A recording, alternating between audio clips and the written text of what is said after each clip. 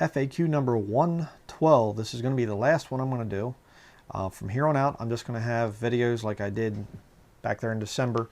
Answers to your questions. You can just write your questions in the comment section. I'll probably do it maybe every other month. Not sure how it's going to go yet. We'll see. But if you have any other questions, that'll be the time to ask them. I'm not going to do any more FAQ videos. 112 is going to be good. And I ended on that number for a specific reason, because there are 12 tribes in the nation of Israel. And there's only one nation of Israel, so you have 112. So, but what does it mean to support Israel? Okay, because I've said that, and people go, he supports wicked Israel. Oh, he supports everything that they do. No. It doesn't mean when I say we support Israel, we support the Jewish people, it doesn't mean they're totally sinless and I don't ever judge them or rebuke them. I'll show you what it means. Romans chapter 11, verse 11. I say then, have they stumbled that they should fall? God forbid. But rather through their fall salvation is come unto the Gentiles, for to provoke them to jealousy. They haven't fallen in terms of God's totally done with them. Verse 12. Now if the fall of them be the riches of the world, and the diminishing of them the riches of the Gentiles, how much more their fullness? For I speak to you Gentiles, inasmuch as I am the apostle of the Gentiles, I magnify mine office, if by any means I may provoke to emulation them which are my flesh, and might save some of them. For if the casting away of them be the reconciling of the world, what shall the receiving of them be but life from the dead? People say, well, there's no scriptures that say that the Jews are going to come back, and you just read one. These, replacement theology nuts can't read plain English. It's kind of funny. Verse 16, for if the first fruit be holy, the lump is also holy, and if the root be holy, so are the branches. And if some of the branches be broken off, and thou being a wild olive tree wert grafted in among them, and with them partakest of the root and fatness of the olive tree, boast not against the branches, but if thou boast, thou bearest not the root, but the root thee. Okay, in other words, you're not supposed to speak against that nation of Israel, right, in terms of calling them wicked and satanic and all this other stuff. We wouldn't be saved if it wasn't for the nation of Israel and the Jewish people. This book is a Jewish book. Our Savior's a Jew. So be very careful what you say about the Jews as a people.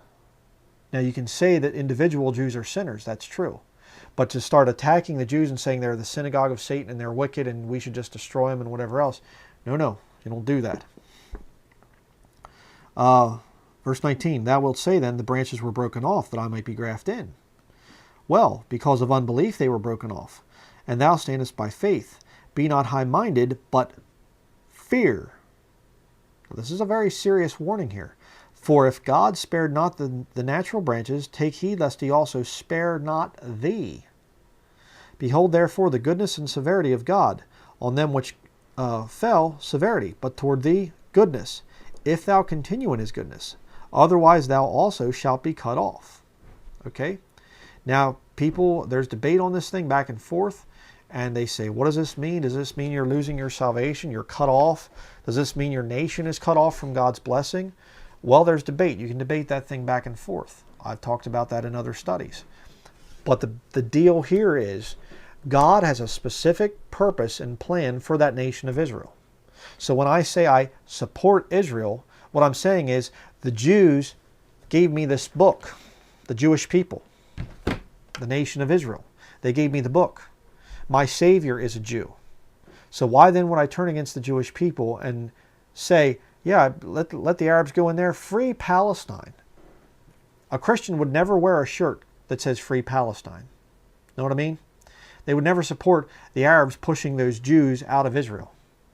When I say I support Israel, I say I support their right to be in that land. And I'll take it one step further. I do not support the Arabs. No Arab, Palestinian in other words, none of them have a right to that land. They should be pushed out. If I had rule or something over the world, I'd push every single Arab out of that nation of Israel and give it to the Jews. Only Jews can live here, sorry. Anybody else, get out. You're not allowed to be there. Pope, trying to put up your throne there in Jerusalem, sorry, out you go. That's what I'd say. That's what I mean when I'm saying I support Israel. I do not support the fact that sodomy is legal there. I do not support their wickedness. I do not support the rabbis that hate Jesus. I don't support them. But I support their right to be in that land. prophecy in the end times is about geographic land.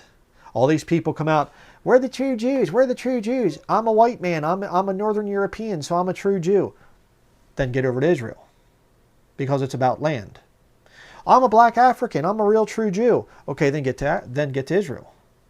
Don't fool around in the streets of New York or in the streets of wherever, England or something like this, running your mouth that you're a true Jew. It's about land. It's about physical land. And all these arguments that they come up with to prove that the blacks are the true Jews or the whites are the true Jews or whatever else, not one of them is going to go back and fight for that land in Israel. That's how you know they're false. That's how you know that they're the synagogue of Satan. The promises God made are physical land in the time of Jacob's trouble. So do not be deceived by this replacement theology nonsense, no matter who it comes from.